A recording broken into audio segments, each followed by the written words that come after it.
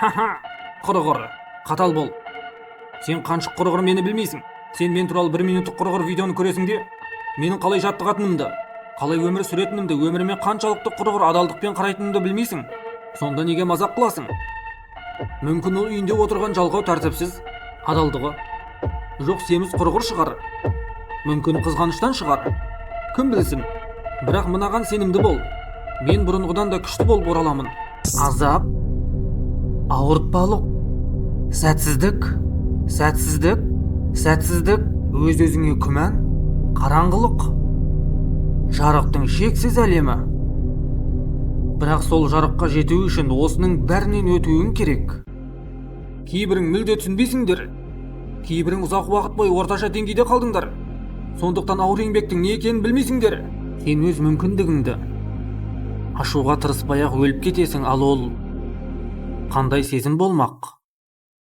Өмірде талай рет сен істеп жатқан ісіңді істегің келмейді, бірақ жай ғана құрғыр тастап кете алмайсың. Есіңде болсын, бұл хобби емес, бұл құрғыр әзіл емес, бұл құрғыр өмір салты. Сенің құрғыр бапкерің жаттықтырушың жоқ, сен өзің ғана барсың. Өмірді босқа өткізу күнә. Таңғы 4-те немесе 5-те сағат шырылдағанда ақылың жоқ дейді, ал сен бұл біздің ісіміз деп айтасың. Өлімнен шынайы қорқу деген бұл ештеңеге жете алмай, тағы бір адамдардың бірі болып, өліп кетуді білдіреді. Барлық мәні мынада. Бір сөз айтпа. Сирек адамдардың арасында сирек бол. Бұл ешқашан бітпейді. Шаршағанда тоқтама. Тек аяқтағанда тоқта. Қатал бол. Құрып кеткір өлгір. Мен сені тағы да жеңіп тастадым. Сен сенімділікті табуға дайын болуың керек.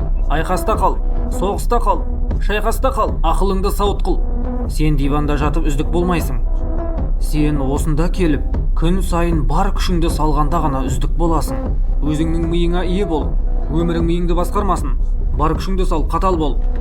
Қатал бол деген сайтан алғыр тек жаттығу залына бару емес. Қатал бол.